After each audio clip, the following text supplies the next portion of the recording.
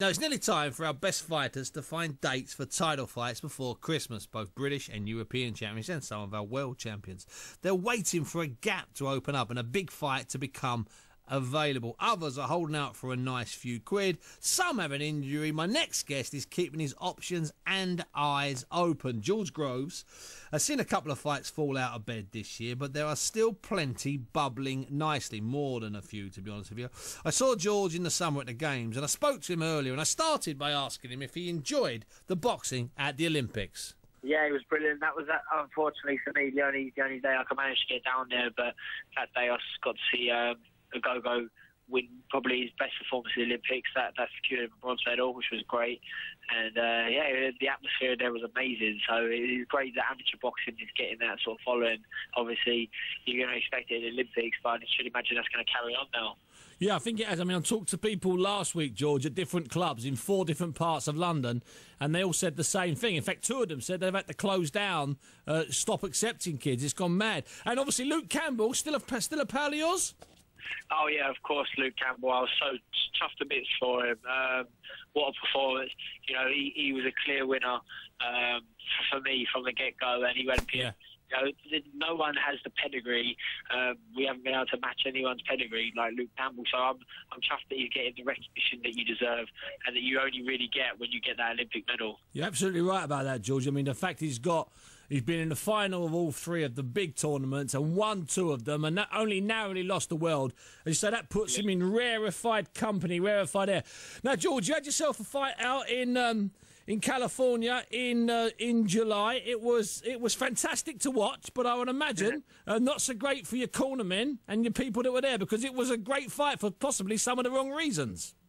Well, you know, Adam, he's cautious as they come, and he insisted and at times pleaded with me to go out and just take things slow. And I desperately, Steve, try and do that. I promise you, hand on my heart, but I don't believe you.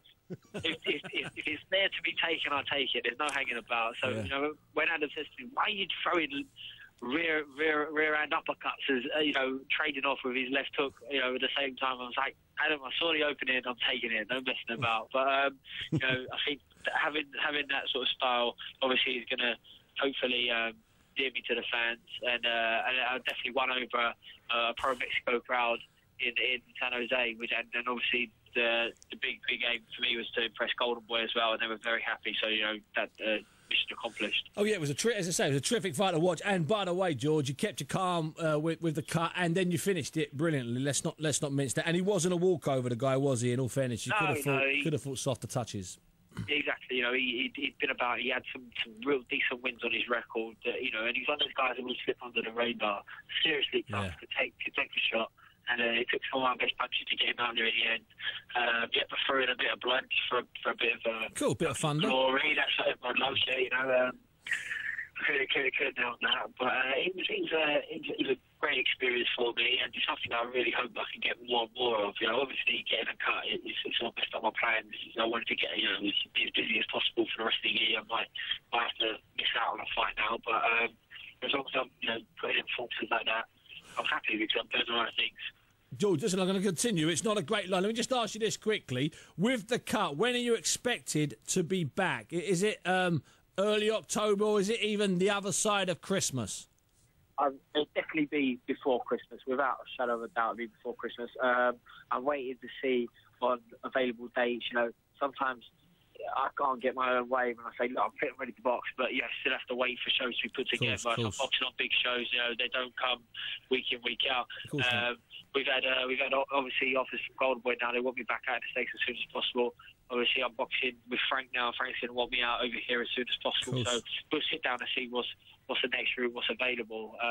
But you know, it's been a while since I've boxed in London. So I'd love to get another fight in London, but at the same time, it was so good out in the States. I'd love to get out in the States. I want it all, Steve. You know. Yeah, of course you do, son. But in all fairness, George, you're young enough at 24 to have it all, if you don't mind me saying so. And listen, just finally, George, this weekend, Stieglitz defends his WBO title against Abraham. It was a fight earlier this year that you possibly could have had, except for an injury. Just briefly, how do you see that one panning out, George? I don't think it's as straightforward as a lot of people think. I don't think Abraham's going to walk in there and maul Stieglitz and just and blast him out. I think Stieglitz is a good fighter. He's a well-schooled fighter, throws a hell of a lot of punches, has a tremendous work rate, and Abrams is the opposite of that. He's almost lazy at times. He is lazy, picks his shots, takes his time. He'll have to up his work rate to match with Stieglitz, because even if he's never going to be able to throw as many punches as Stieglitz, but he's going to have to punch with him, so that he can land these big shots and get him out of there, because he ain't going to get a points decision, I don't think.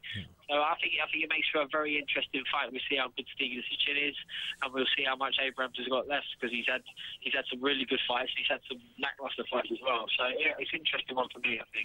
No, it certainly is. Listen, George, thanks for your time, and I'll speak to you and see you soon. Thanks very much, George. All right, Steve. Take care, mate. All the best. That was George Groves talking to me earlier. Once again, apologies for the sound quality of the interview. Now, one or two people have been tweeting saying, Bunsey, he's got to fight Kenny Anderson. Well, the Kenny Anderson fight was made, then it fell out of bed. Then the Stieglitz fight was made, and it fell out of bed. And there's no doors closed. And I always look at that. There's no doors closed. Then there's a chance, there's an option for anything and every possible thing. We'll see how things open up. I know George wants to fight Anderson. I know Kenny wants to fight George, that's for sure. Kenny's a great interview and really fancies it, as does George. I'm telling you, just that perhaps at this stage George has a few more options, or maybe more options than Kenny has. That's not a criticism. It could just be a fact.